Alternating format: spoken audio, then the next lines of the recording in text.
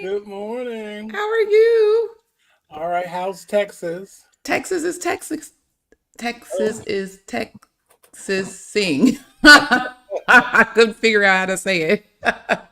you were It's on around where the tornadoes were yesterday, were you? I guess not. Apparently um, it's been a little dreary. Like in the morning, it's been really cloudy. Like it's cloudy right now. It was that Oh, way okay. yesterday, but then the sun came out, and I'm in Georgetown, so I am about 30 minutes, miles, whatever, from Austin. So I'm not far from Oh, Austin. okay. And in Georgetown, they had their 25th, 26th annual Red Poppy Festival.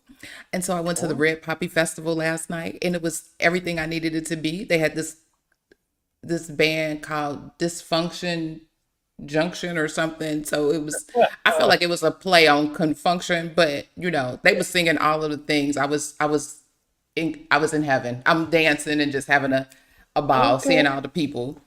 And my daughter's Good. friend was like, "Red poppy, ain't that with drug?" I said, "Sir, it's about the flower." Oh, yeah. Just the flower. And they were everywhere. And it was so pretty. But it was nice. The weather was nice. And the sun, peeked out, and it was, a little breeze. So it was really, really nice. So I had a good time. I had a good time. Good time was had by all. So much Good. so that I'm up at this godforsaken hour because it's an hour ahead where I am now. So I've been up for 2 hours. Like I didn't want to miss it. And so I was like, just get up, just get up. I don't want to miss the time that I'm supposed to be where I'm supposed to be, and that is here with you all. How you doing? How was your week? It was good. Good. I'll save it for this because I actually have a church announcement. Oh, well, look at God. All right. All right, all right. Okay, well, let's see. Good morning, Carolyn. Good morning, Tanika. And she laughing. Okay. All right, all right, all right. Well, let's get this party started. All right. Good morning, everybody, and welcome to our Saturday morning tea, where we discuss health information, news, education, certification tips, and entrepreneurship. Most things, the revenue cycle at large. Now, as you come in, don't forget to hit the thumbs up or like button. I'm Clarice Warner. I'm the Grow with the Pearls, the founder and senior education director of the Professional Reimbursement Network, LLC, where coding education is key. And PRN is a healthcare compliance consultancy located in Cincinnati, Ohio, that specializes in revenue cycle and regulatory compliance in education. And let me ask, do you know what it takes to be a certified marketable medical coder? Do you? Well, before I introduce my co host, let me share with you information on a free, yes, free 99 email course on the 5 steps to become a certified marketable medical coder. Are you interested in medical coding but not sure where to start and scared of wasting time and resources? Let me help you with the right steps to become a certified marketable medical coder. Learn more at bit.ly/5stepscoder. The beat. Oh, if I had a beat drop, I would be in trouble because I'd probably be standing up breaking it down. Okay. If you are interested in getting more information about the 5 steps to become a certified marketable medical coder, well, check out the video description for the link. The information is there. So joining me today is my co-host, the illustrious Mr. Jesse, the registered trademark. Put some respect on his name, the coding nurse. Oh, I just love that. Sir, introduce yourself and tell the folks all about you. Hello, everybody. My name is Jesse. I live in Philadelphia. I have been in healthcare for a long, long time. In 2014, I made the transition to HIM from bedside nursing. And during the pandemic in 2020, I created a company called the Coding Nurse LLC, where I help nurses and other people in the healthcare industry with a clinical background transition into the wonderful world of HIM. And how is that going for you? It's coming along. All right, all right. Yeah. Come along, Sam. Come along. Okay, Tanika, you amped up from that red poppy and dancing. That may be the case. I don't know. Because they were everywhere. But they were so pretty. I had never paid attention to that flower before, but it was really pretty to see them all together. And I mean, they had them on everything. They even had red poppy drinks, which I don't think the red poppy was in them, but they just had the color red and different libations for all. I was trying to find some non-alcoholic red poppy drinks, but there was none to be found, at least in the areas that I was looking. So, but anyway, had a good time. Good time. Poppies are very popular in the United Kingdom because they have a day just like similar to this. Really? Yeah, there's a whole thing where everybody wears poppies on their lapels. Oh, I don't ooh, know what it cute, symbolizes, but cute. And I wanted to buy a shirt. I normally, if there's either a shirt or a shot glass, normally it's a shot glass, but I haven't found a shot glass here. I'll probably get it at the airport, which will cost me probably a whole arm and leg. But um, but I found the shirt with the Red Poppy Festival information, and then it also just had Georgetown, Texas on the sleeve. So I was like, okay, that did it for me. And folks had their shirts on, and like I said, it was a family friendly activity. Family and dog. Is this the dog capital of the world? I swear I saw so many dogs, it was ridiculous. But they looking happy, the people looking happy, everybody just happy. I was like, this is what happens when you need a day. This was Friday evening, I guess, after work. Everybody looked like they needed a day. They needed a moment. So if you are in Georgetown, Texas, go check out the Red Poppy Festival. It's still going on today and tomorrow, I believe. Okay. And they're not paying us. Let me just say that again. I always have to say, folks, they don't be paying us. we and the Patreon support this activity. We don't have no outside sponsors yet. especially now at the Georgetown, Texas Board of Tourism. Let me just say, look, I'm putting y'all on the map.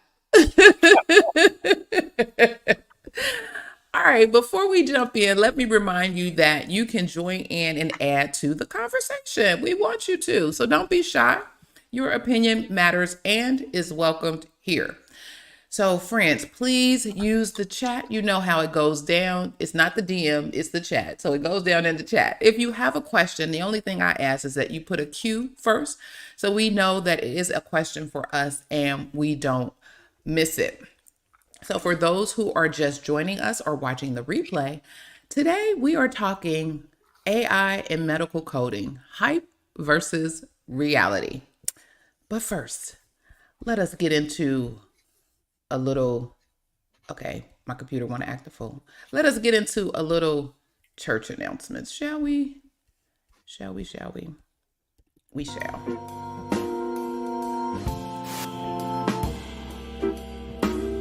Oh, I don't have my fan. Look, I look right over here like I'm at home. Like, where's the fan? I didn't pack the fan. Oh, I feel some kind of way now. I got some paper. Let me make sure. Oh, you can't even see it. Hey, on it.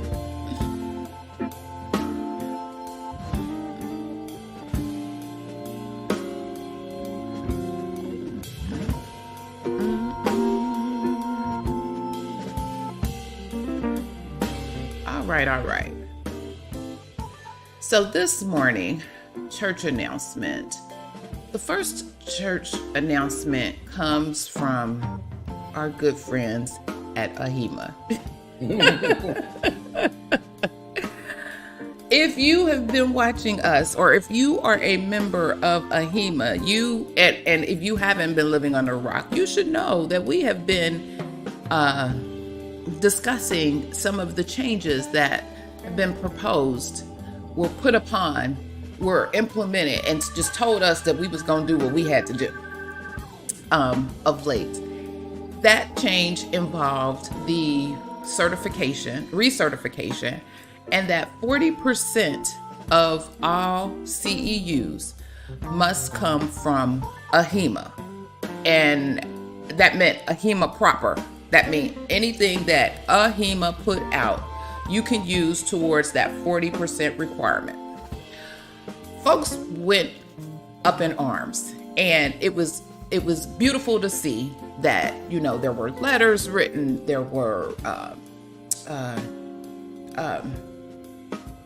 what's the things they signed off on different I can't think of the word. What's the name of the petitions? Yes, petitions done, conversations had. All of the things have gone on within the last several months.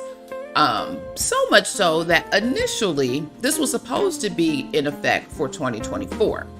And so much chatter and conversation and rumblings have occurred that it was decided to postpone it and push it off into 2025.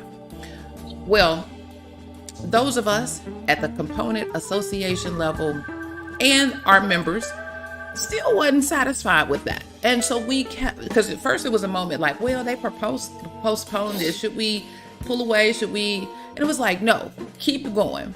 And so I know at OHIMA, we coined the hashtag fight the 40. And so we've been fighting the 40 all this time. And one of the things that we were fighting against was in the announcement that AHIMA made, and specifically their, I don't know if he was VP director, there was an actual gentleman who represented the recertification department at AHIMA at our last AHIMA annual conference. And he specifically stated that part of the reason for this 40% shift in AHIMA, that the CEUs had to come from AHIMA, is because it has been their experience or understanding that oftentimes some of this other education that is being provided didn't meet the quality and rigor. Those were the two words that he specifically used of AHIMA. Now, before Dude even opened up his mouth to say quality and rigor, he should have looked at the AHIMA website and looked at the actual offerings that were being provided that came from 2005, came from 2013, came from, like, if you talk about quality and rigor, how about updated? How about relevant? How about, up to date and current? Didn't do that. So folks was like, whoa. Why is it that we have to use this stuff that is not timely, not up to date, and didn't encompass the membership as a whole? Because there are several, as we all know, several different certifications within AHIMA, and some of the education and some of the offerings didn't even touch different certifications that people have. Long story short, all of our work, all of our efforts, we've won, I'll say, the war, I guess. The battle was getting it postponed. I think the war is now allowing the component association education, which oftentimes was the exact same education, at least live education, same presenters, same topic, same whatever as AHIMA. They just would come to the component association to present it. Now the component associations are also included in the 40%. So still have to have a 40% AHIMA and component association, and HIC Pro, HC Pro is also part of that as well. So you can get your CEUs from any of those three to satisfy your 40% requirement. And so that was just truly a remarkable win. They walked back. I attended the delegate meeting on Wednesday, and the board of AHIMA was there, and she gave some information and speaking on what was to come and the timeline. And they apologized for the way that this was disseminated, that they realized after, going back that, it didn't feel welcoming and friendly. It didn't feel like we were one. They apologized for that. It was interesting. And so that they outlined a whole communication as it relates to CCHM, recertification, any information, because CCHM is its own kind of independent body. So the board doesn't have oversight. So for CCHM to just say, okay, this is what we want to do, technically it's what they can do, but without giving anybody a heads up, without, letting others kind of put their eyeballs on it to see whether or not this is something that is helpful for the members or something that, the members would embrace, is important. And so they outlined this whole new communication process that going forward they would use for any type of thing. So that was one of our church announcements. We got a win on that. Mr. Jesse, did you want to say anything to that?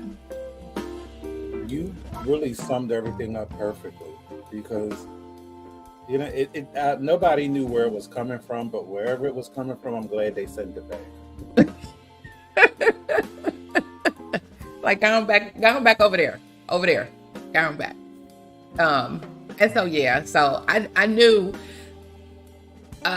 Kevin Clower, who is the CEO, he has been very outspoken and vocal on this from the gate. Like, what is this? What? And he too, even though he wasn't here or wasn't in his position at the time that all of this was rolled out, felt that it just didn't feel right and needed to be addressed. And so I think he too had played a role in some of this. So I appreciate all the work that the board has done, because I appreciate them listening to their members. I appreciate that. This is actually, I think, the second instance that I've seen in a couple of months where they're listening to their members.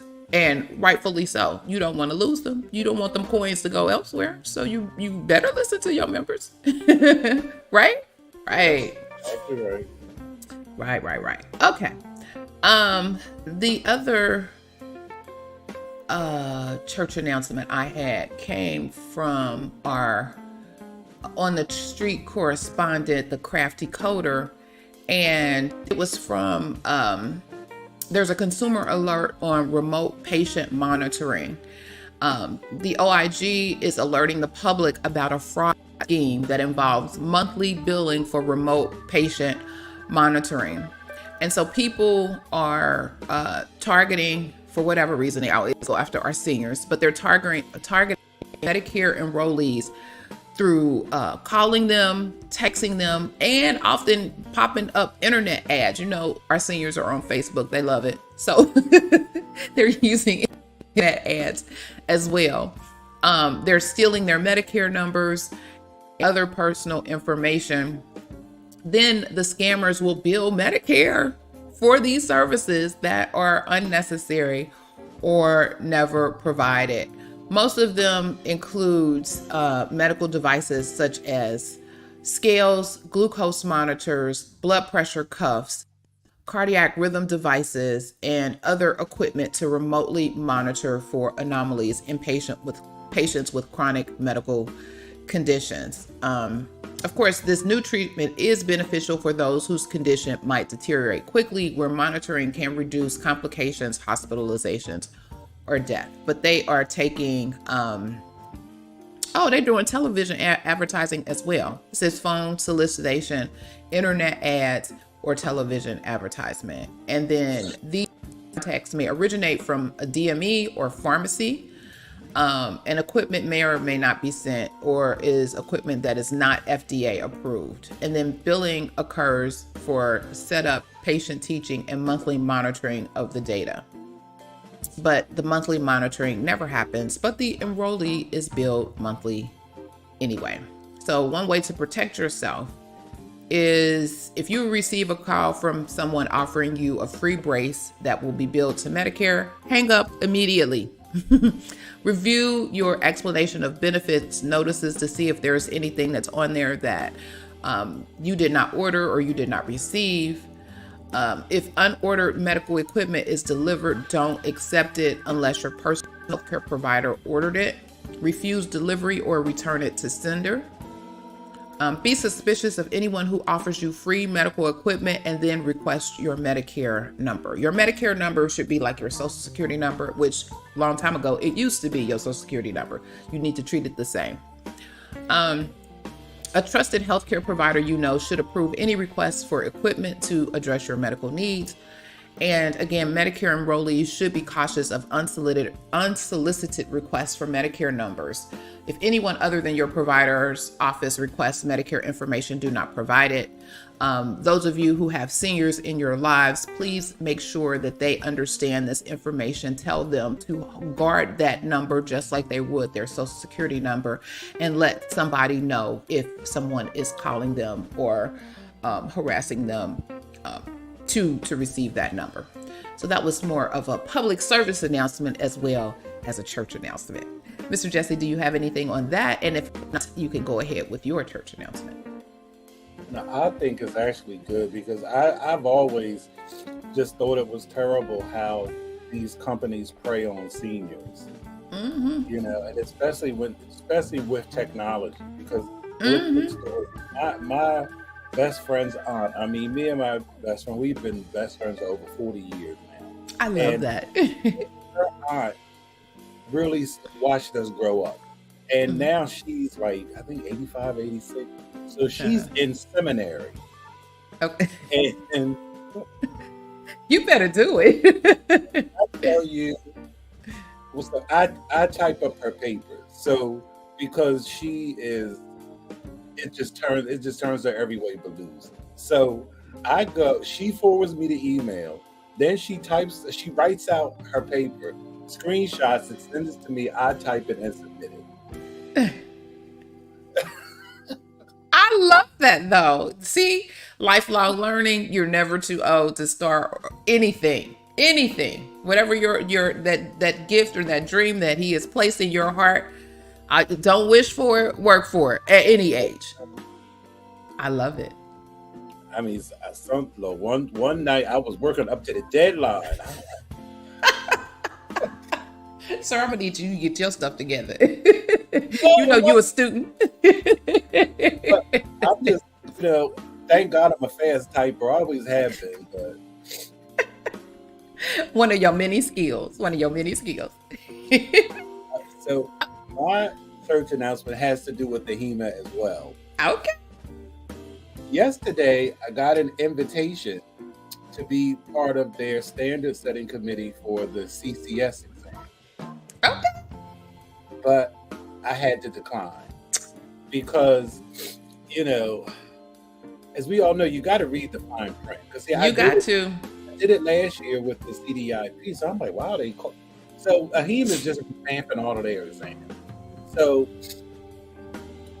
the reason why I had to decline is because their NDA is serious.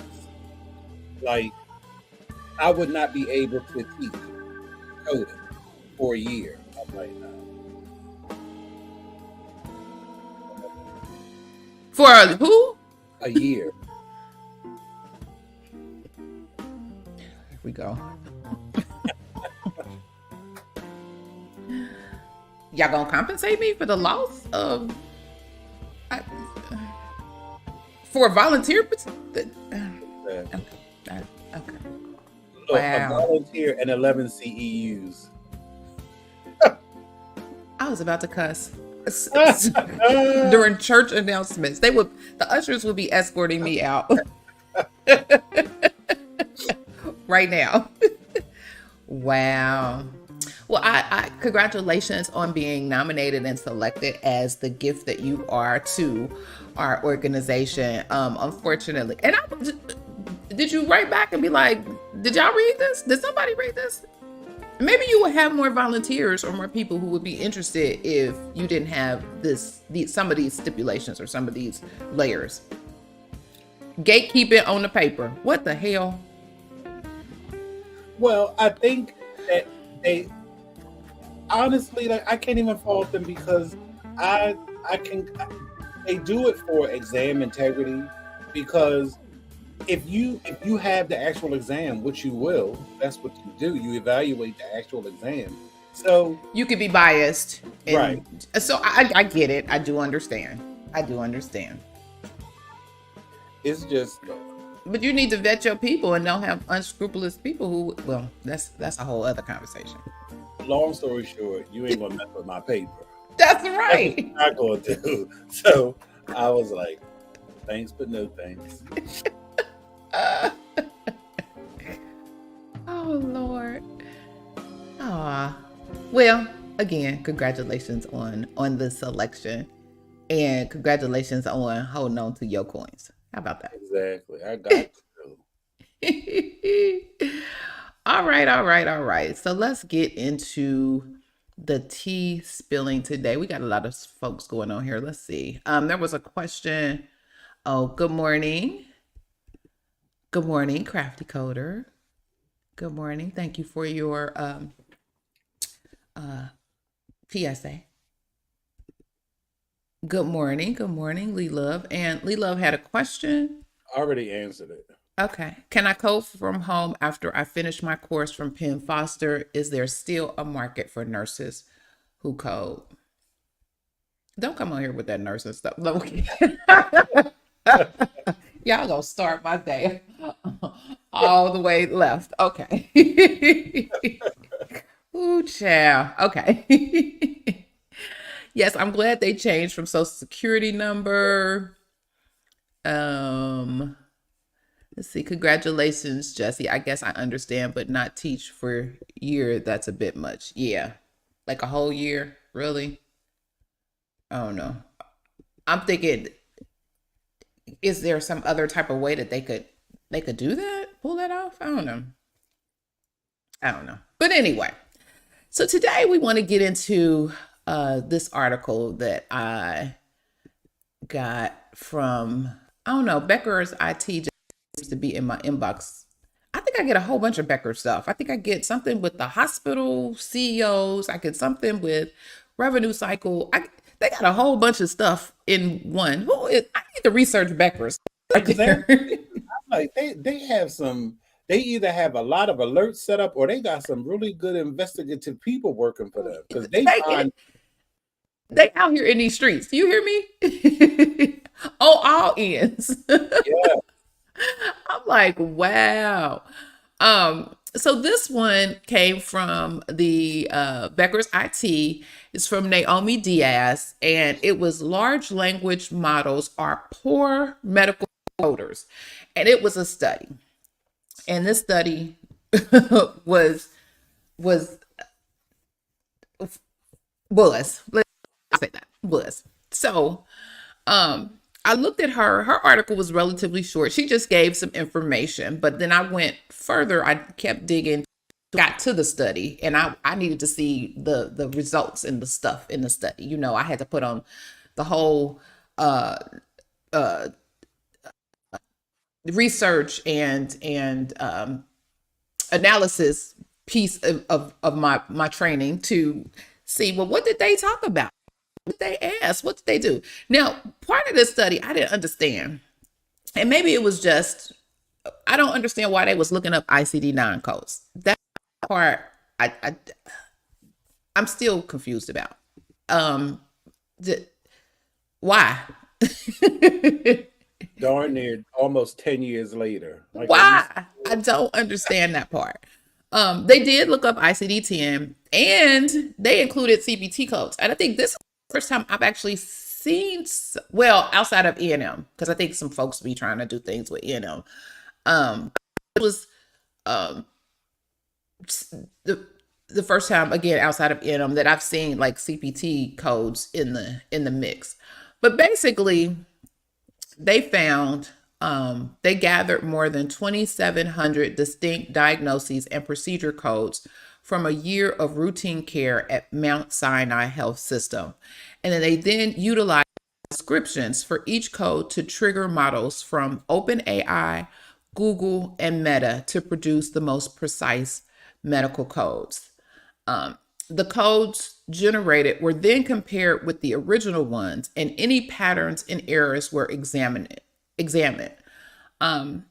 All of the large language models analyzed, which was again GPT-4, GPT 3.5, Gemini Pro, and Llama 2-70B, demonstrated accuracy below 50% in replicating the original medical codes. This is what the researchers found. It said GPT-4 showed the best performance among the models, even though they all had below 50% accuracy. And it achieved the highest match rates for ICD-9. It had 45.9%. ICD-10 had 33.9%. And CPT codes had 49.8%. So Mount Sinai released a press release of this particular study that says, despite AI advancements, human oversight remains essential. And it reveals the limitations in medical coding. And let me just say right here, but let me put a pin right here, that this is what we have today. So this study and probably others like it now force the hands of those who are in IT to find better ways to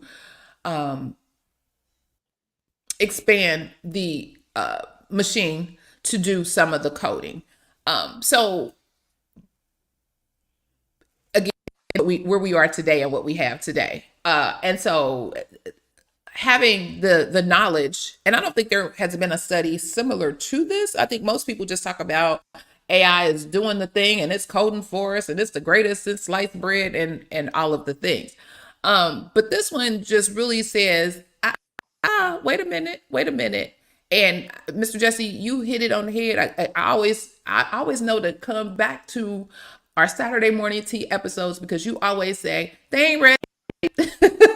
They're not ready at all. They're not ready for this. And you call it out first. So it says the state-of-the-art artificial intelligence systems known as large language models are poor medical coders.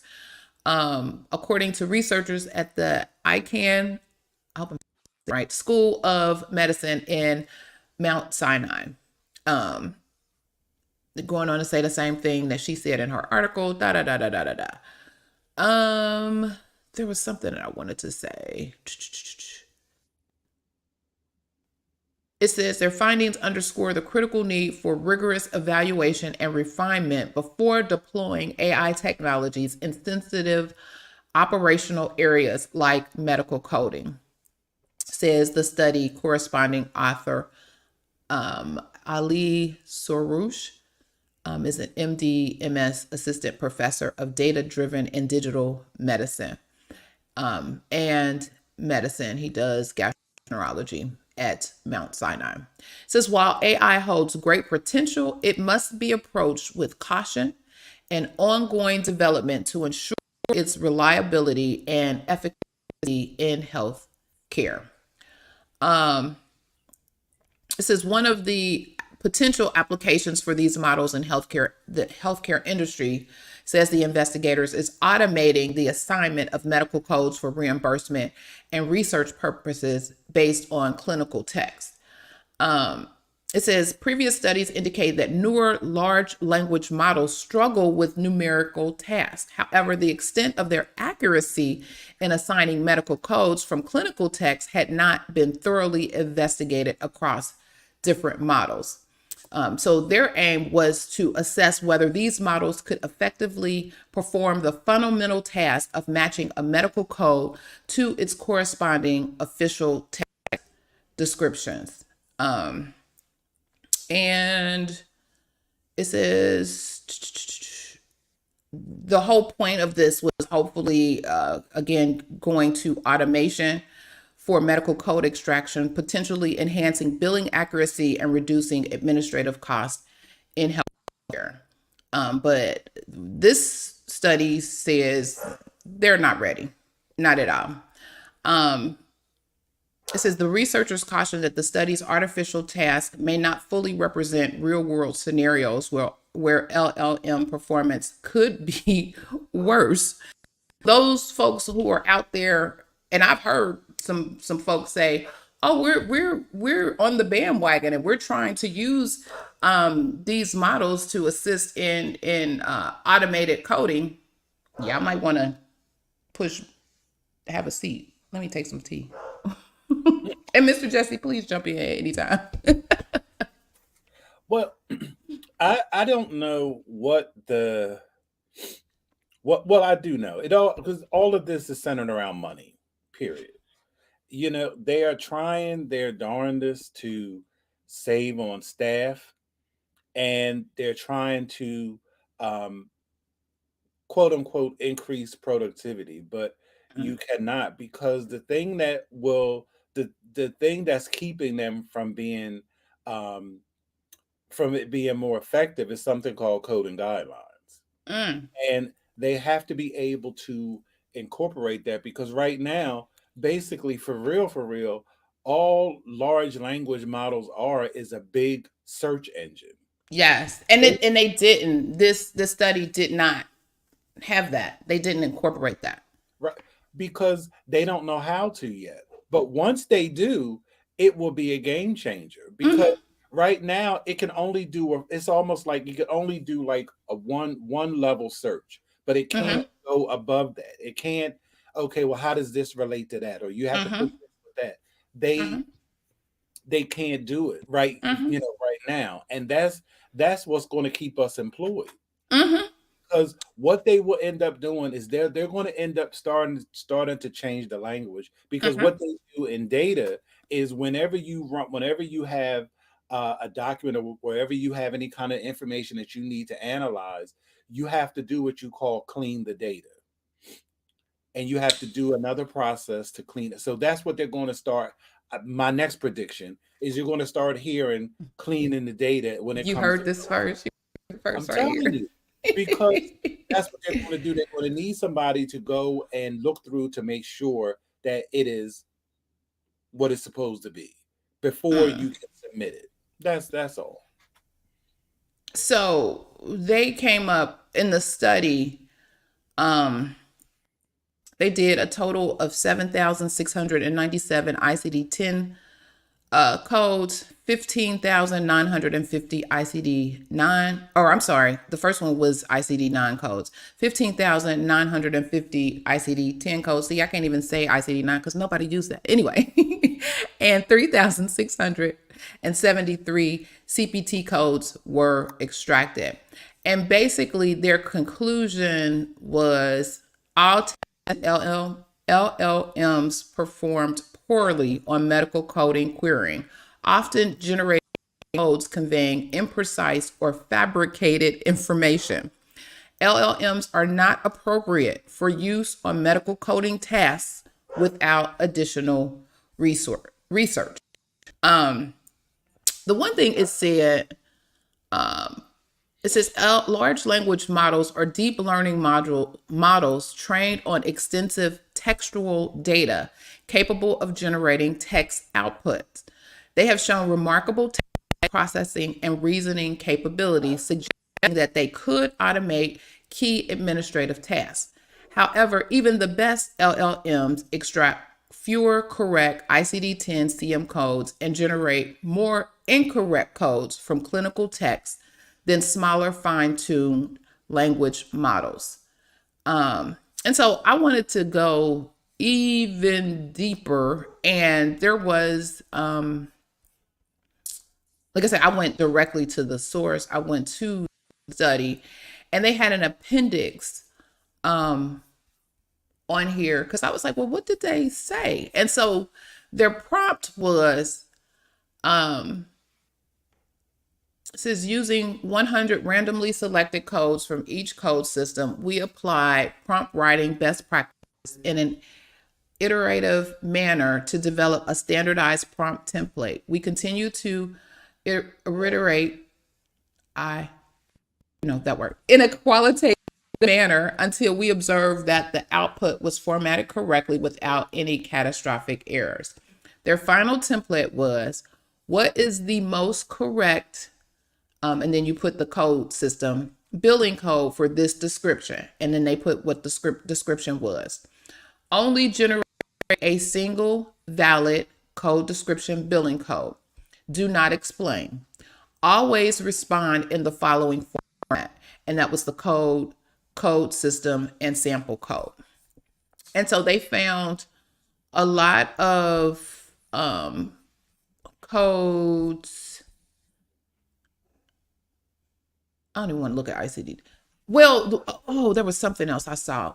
That the problem with alphanumeric, something about the alphanumeric codes may present an additional problem. Wait a minute, let me go to the end where they did some more discussion. But also, they while you're looking for that, they had more success with ICD-9 because ICD-9 was a whole lot less specific. Correct. And it didn't have those alphanumeric digits. Well, at the time.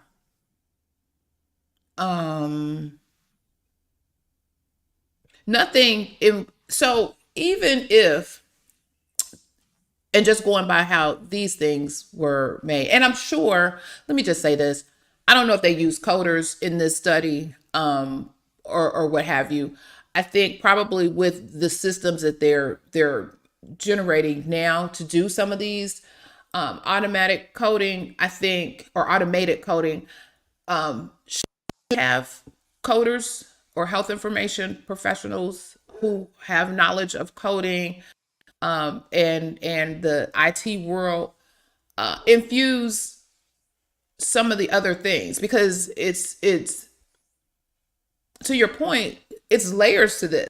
Yeah, you put that first prompt in, but there's no connection to the guidelines. There's no connection to understanding and making sure that works. It says um,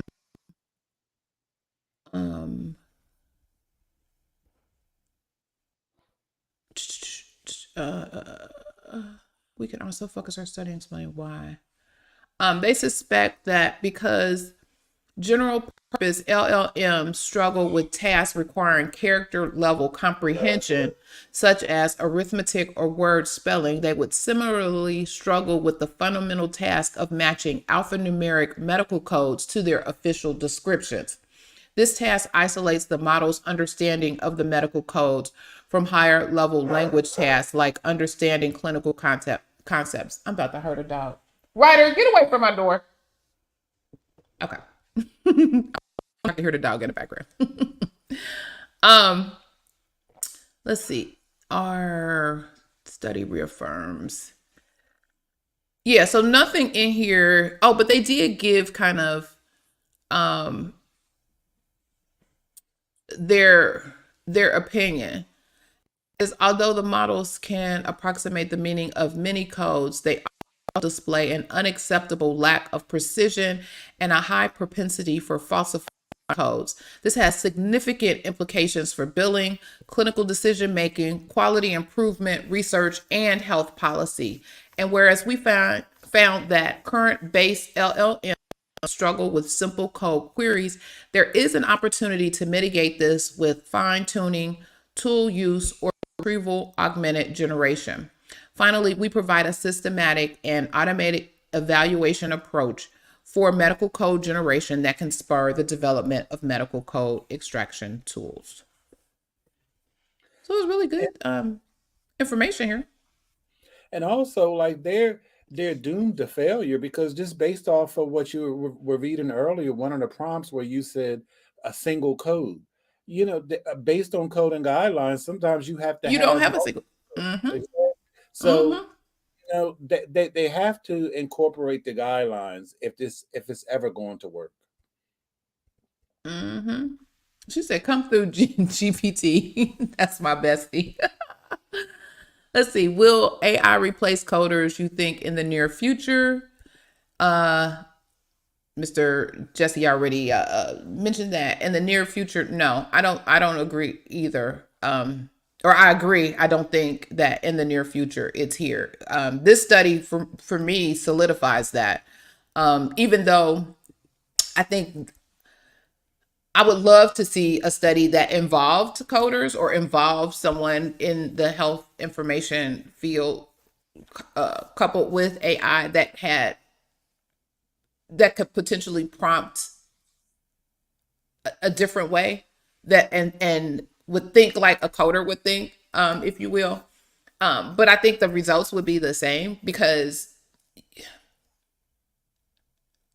I've heard from in various Facebook groups from folks who have been involved with, or their organizations are tinkering with or playing with some of these models, that it's absolutely horrible. Like, they're pulling stuff that shouldn't be coded. They're pulling information that is not relevant to a patient. They're pulling, like, they might say so and so, like a aunt, a uncle, a father, somebody had cancer. They're now assigning the cancer because they see that diagnosis in that chart to that person. I mean, it's a lot of to your point, cleanup data that needs to occur before any of this pops off. Because, like, for instance, like where where I work, we have an assigned work queue, and a lot of times, well, and not a lot of times, all the time, there is an assigned DRG, but it's all based off of AI. So when you open it up, you might think that it's 871, which is sepsis with the CC or something like that. But when you read it, the person, it might say previous admission for sepsis. So that totally negates that. So there goes your diagnosis. So it's a whole different DRG. They might end up in a 291, which is heart failure, because they're there for shortness of breath and edema. But Mm-hmm. because they mentioned um, sepsis, it gets picked up Mm-hmm. as a code, but it's not. Mm-hmm. Wow. And the links to these articles um, are in the description if you want to do your own kind of review. And in the um, in the press release from Mount Sinai, towards the bottom, there's a link to the actual study that you can get. And then, oh, we can talk in the meeting after the meeting, because they showed something and I was like, I don't even know what this is. They had something about codes. And again, back to my question, if I generate a code, where do I put it? So I'm gonna ask you that question in the meeting after the meeting. Because I was like, what? I don't even know what this is. And I know keeper and knower of most of all of the things. You can Oh Lord. direct me in the right direction. Crafty Coder says, increase productivity with AI by setting the edits in the EHR to stop for things that would make a claim deny. I have a presentation on Monday about this and using AI edits for unlisted procedures. Interesting. I went to the AMA, I think because I there was some kind of CPT thing that I joined with the AMA. And so they had a session this week on, and I mentioned it with my interview with the nurse practitioner, empowering digitally enabled care with CPT. It was so interesting. It was like the struggle. They had two different physicians from different backgrounds just discussing like the challenges that they are seeing with CPT, using evaluation and management, just coding pretty much in general. Because again, all of this is new. So they have to go through the entire process of trying to get a code assigned for the services that they're actually providing. But above and beyond that, especially in the virtual space, he was like, we don't have like an office. We're doing, we're caring for these patients virtually wherever.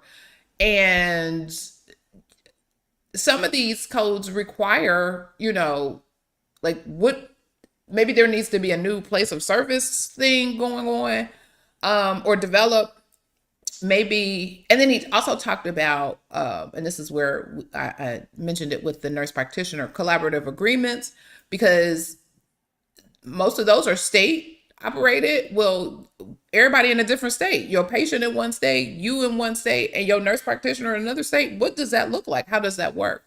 And just understanding current regulations, and just being able to be reimbursed for some. It was just a real interesting discussion, and hearing it from the physician's point of view. But I digress. I'm sorry. She mentioned the AI thing. So AI won't replace coders, but it will give us a new position, though. Edit scrubber. I think it goes into, I think it pushes us into an auditing, or validation, if not auditing, validation role for some of these things. Because it's clearly here to stay. They're not going to let it go. Oh, no. They don't put too much money. Y'all, I told y'all, we talked about this a long time ago. Our two major coding organizations have put funds and invested in these AI technologies. It ain't going nowhere. If y'all got some coins, I would advise y'all to do the same. That was a tea tip for today. Get in on it. Why not? Exactly. So yeah. So I liked the article. I liked the information. She said they put too much money. I done invested too much for it to go somewhere. Exactly. I like that folks took notice. Prayerfully, this is something that other health care organizations took to heart. And even we know it's not going anywhere, but hopefully this article helps to refine it and make sure, one, they have the appropriate people at the table to assist in development early on, and two, assist with the refinement. Just to your point, there's so many pieces in how to get to a code accurately. It's not just a one-off, oh, this is this, boom, here's a code. And I think, unfortunately, folks that are not part of the profession think that way. And it's bigger than that. Again, if it was that easy, anybody could do it. Everybody can't do this. I mean, well, contrary to popular belief, because everybody thinks you just flip a book to a code and then wham, that's it. I got it. Or somebody told me what these codes were and I wrote it on my little cheat sheet and here it is and I can put it down every day. Exactly. No kind of context, no, does it apply to this situation?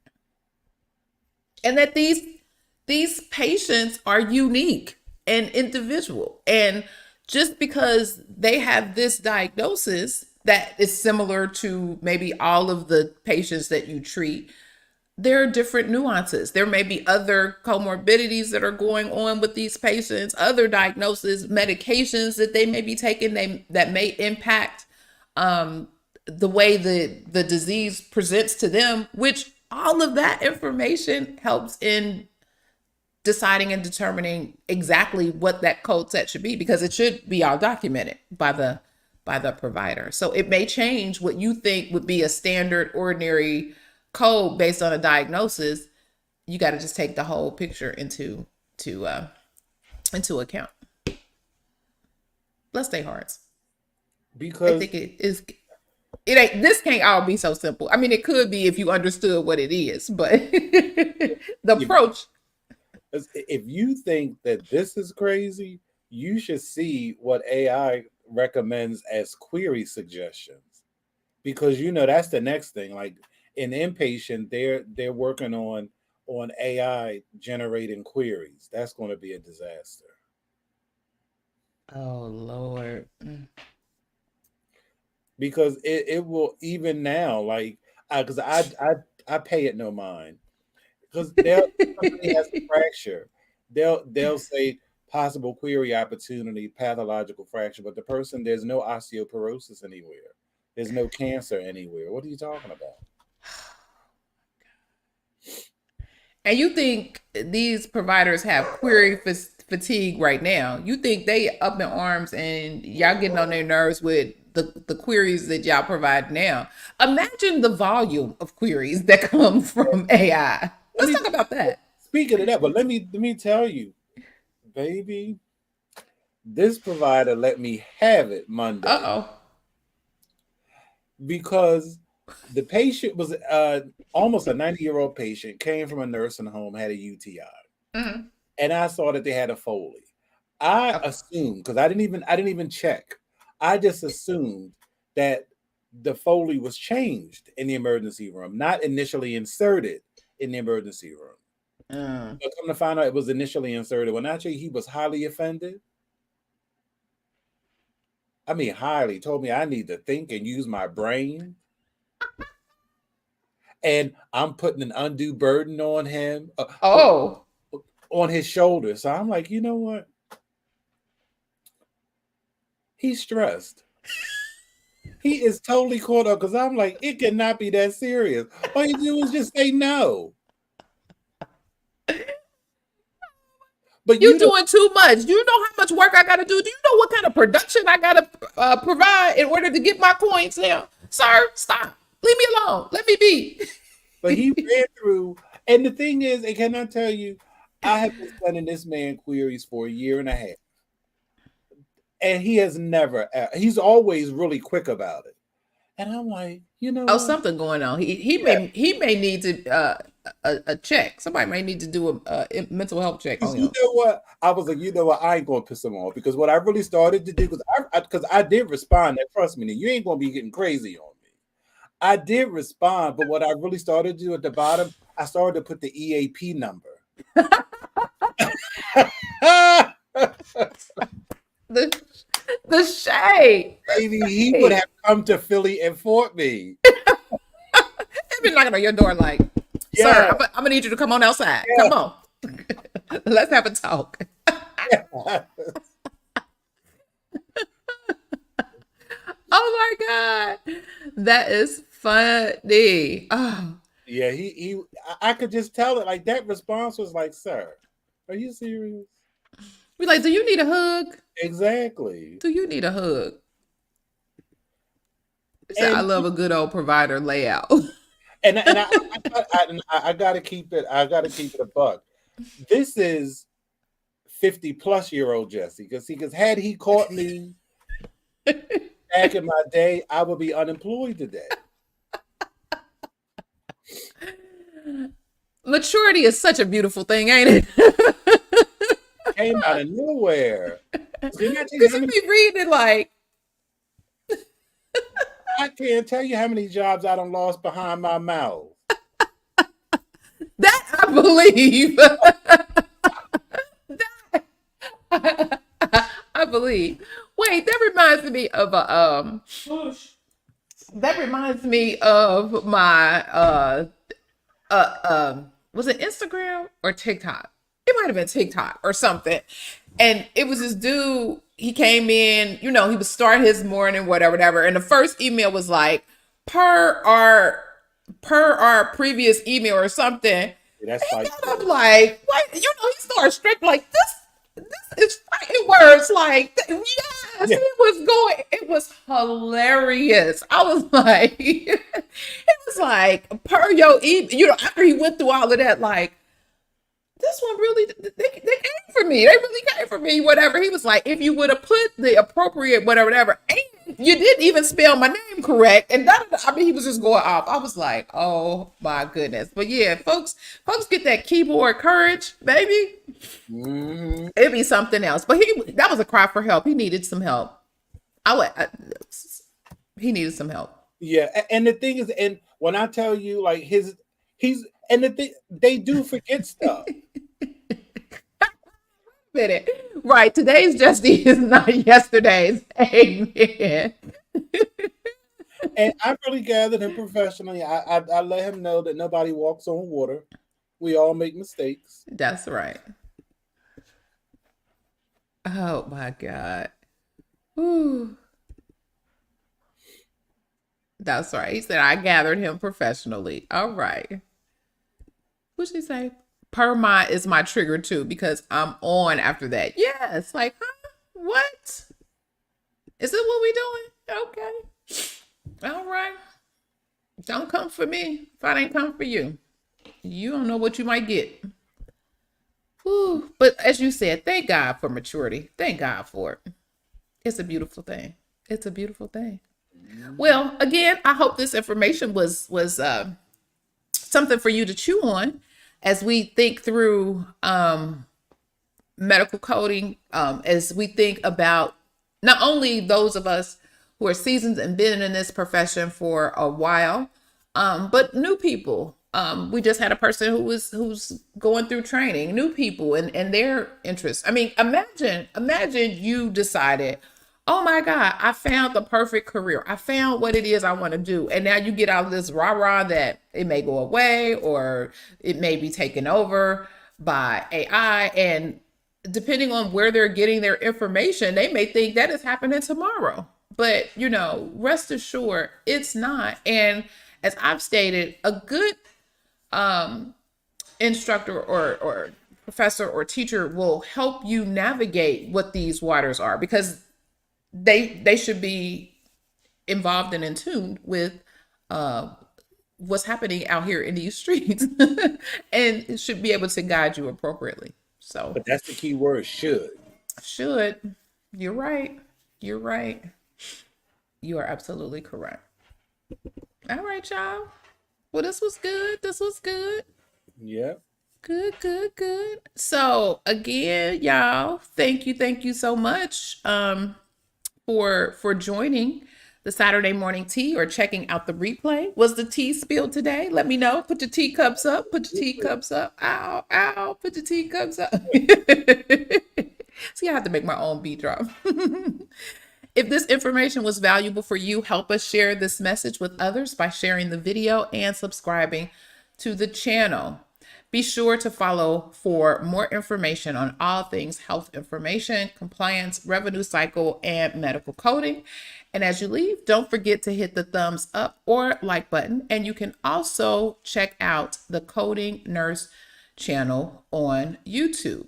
And as we go into our meeting after the meeting, let me just invite you to check out what we have going on as our PRN Patreons, the tea sippers, as we are affectionately called, where we provide additional insider tips on topics that we discussed today, but also other topics that may come up. There's expert Q&A sessions.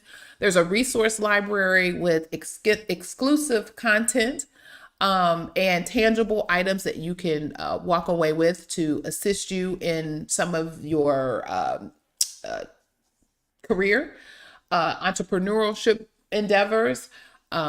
Even if you're a student and learning and you have specific questions about things, there are things there for you as well. As always, with the opportunity to network with like-minded people, it's the curating of the minds that is, I think, the best part. So come on over and check out our Patreon.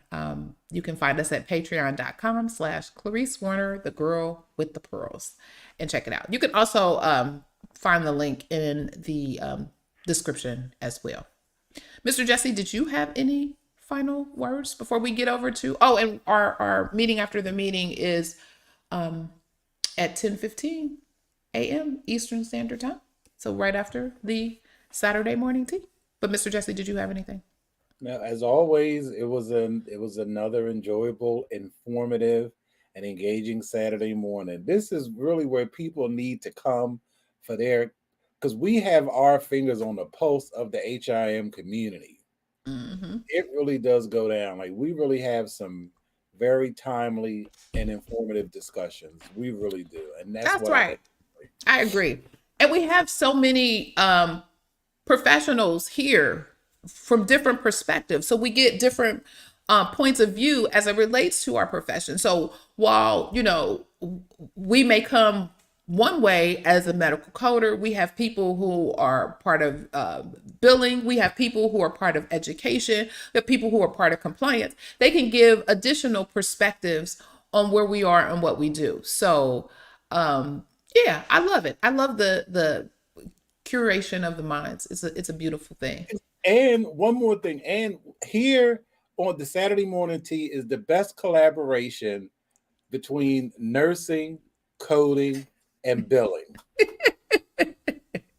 It's not adversarial. Not At yet. No, I'm all. At kidding. all. No. Oh, good morning, Tamara. Good morning. Don't worry about it. I'll be watching the replay. Hey, don't worry about it. The replay is always good. Replay is always good. All right, y'all. Well, again, thank you so much for joining us. This has been a great session. And remember, be safe, be kind, and don't wish for it, work for it. Until next time, take care. Have a great weekend, and talk to you soon.